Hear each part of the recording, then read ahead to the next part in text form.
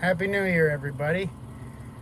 Today we're working on a service four-wheel drive light. This truck has push-button four-wheel drive. Whenever that light comes on, these lights are off. And oftentimes it will reset with a couple cycles of a key. But I'm tired of that.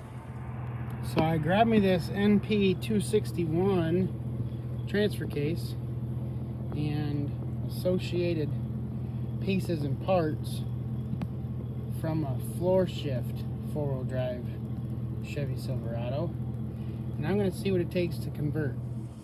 Being a work truck, there's a little bit of mess to clean up, so that's perfect time to do that. I'm going to have to pull this console apart and do some clearancing right there, and obviously cut a hole in the carpet and the insulation underneath, and mount the shifter ring, and then, like I say, do whatever clearance it takes to make it fit. I might even go as far as heating up the shifter and bending it a couple times, like a Z-bend, so it sticks out a little ways. I might be stuck with that light forever, but that's what they make black tape for. If I gotta cover it up, I will. And then I've got the little cubby that goes in there, and being that I've got a parts truck, if I need any harness differences or whatever, I can pull parts, pull harness wires and stuff like that.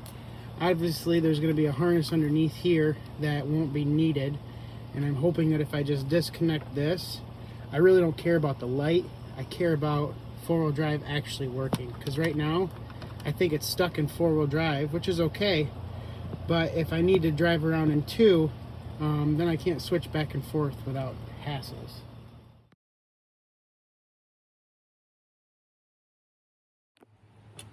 So it's Sunday the 2nd, and I need to be able to drive this truck every day this week. So and it's supper time, it's about 5 o'clock. So I'm hoping that I can do this thing in stages. And the first one's going to be getting this hole in the floor and getting that shifter all aligned. So that way I can do a quick transfer case swap, if quick is a thing with those. And then address whatever wiring I need to. So those are kind of my steps I'm planning on. That harness that's in the way and a little bit chewed up is my plow control, so I'll get that out of the way and start getting to work. Alright, so I have 2 screws underneath the dash loose. There are 4 bolts in the bottom of the center console. Those are a 10mm head, and then there's a bunch of Phillips head screws around the top, but I doubt those actually need to come out. So this whole thing's loose, and it looks like it's going to pivot into the dash. So I've got to pick up the back end and hopefully pull the front side out. So let's see what we can do here.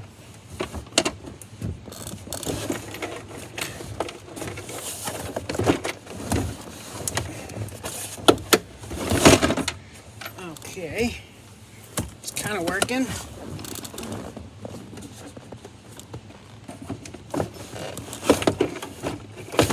There.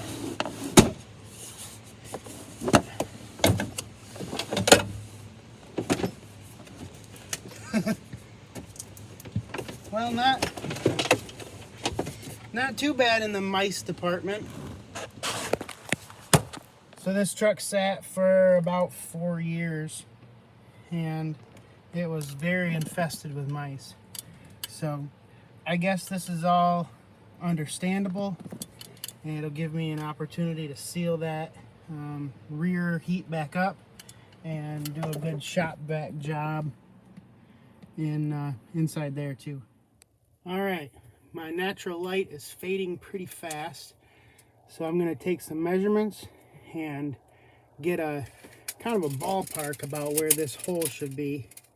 But I need to measure my cutout for the carpet and insulation, and then this as well.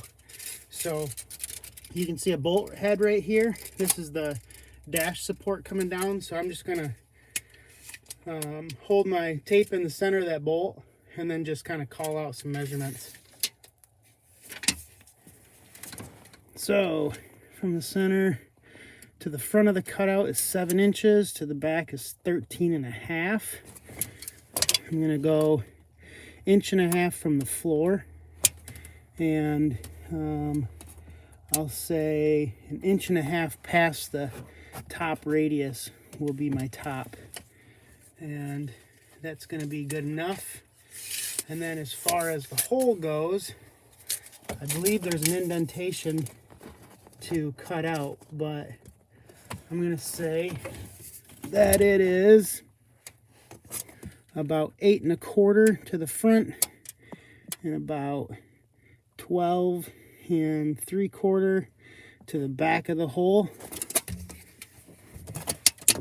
So the hole is about 4.5 inches tall and about 5 1/8 inches across, top to bottom. Obviously that's along a radius, and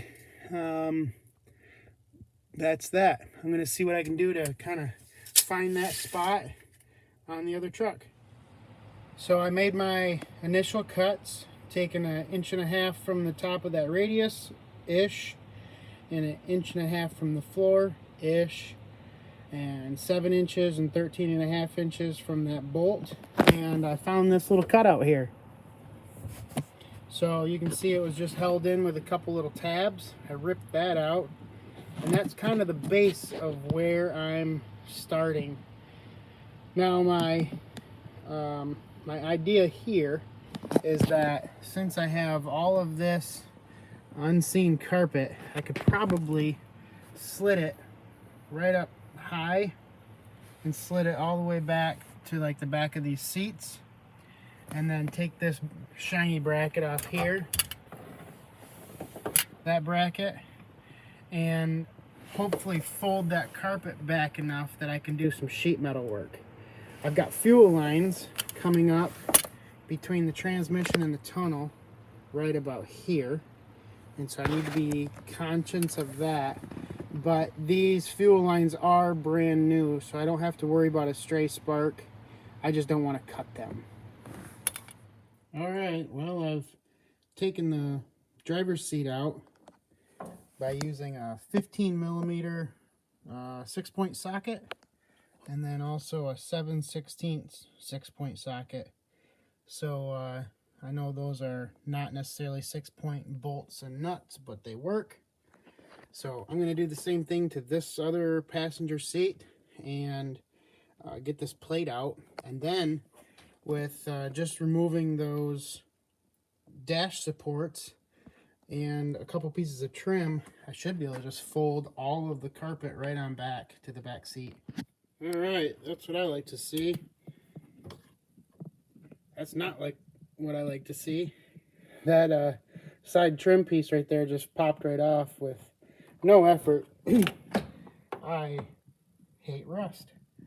But it is pretty cool. My scratches from my carpet cutout was pretty much right on the money for that embossed area.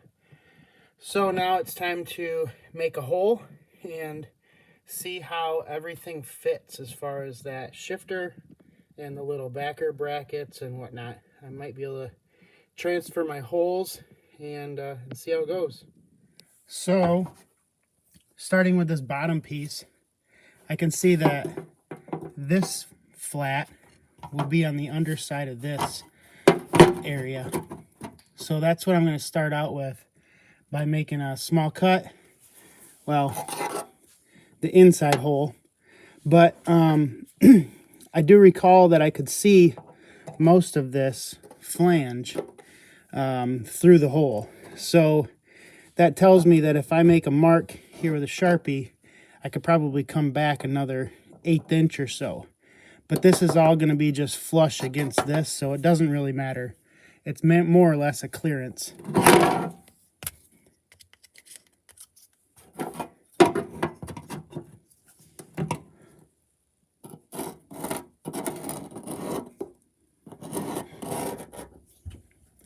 And then this one here will go right on top.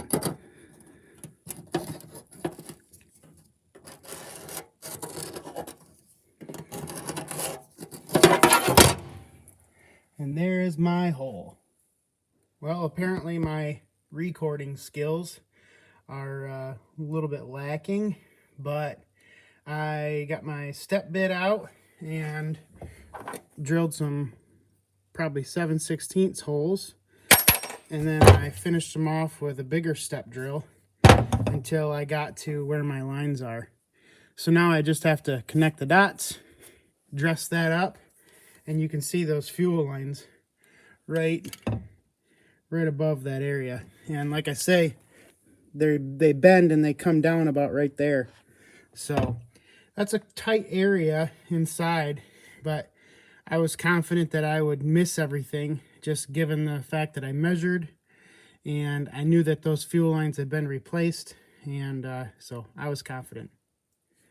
I sure am glad that I can have the opportunity to play with such cool tools.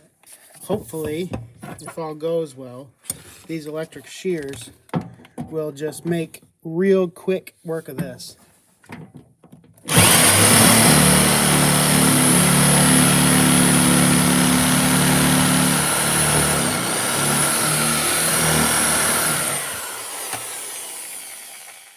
Yeah, that's gonna go good. And there we have it. There's a rough hole.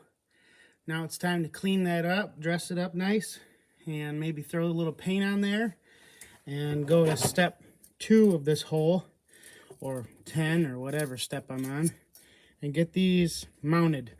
And that little ring there is what goes behind the sheet metal, and that's what the shifter actually mounts to.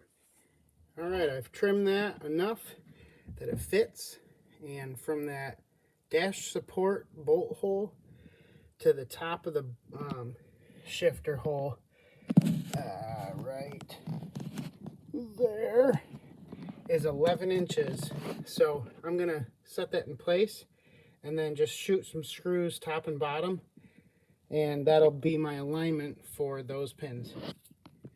All right, that is bolted in, and I believe it's in the right position, and if anything, I can adjust this as needed, if needed.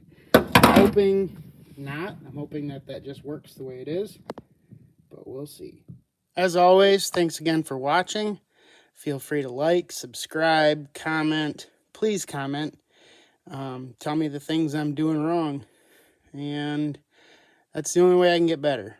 And if you can't figure out anything I'm doing wrong, try harder. I'm sure I'm doing it wrong.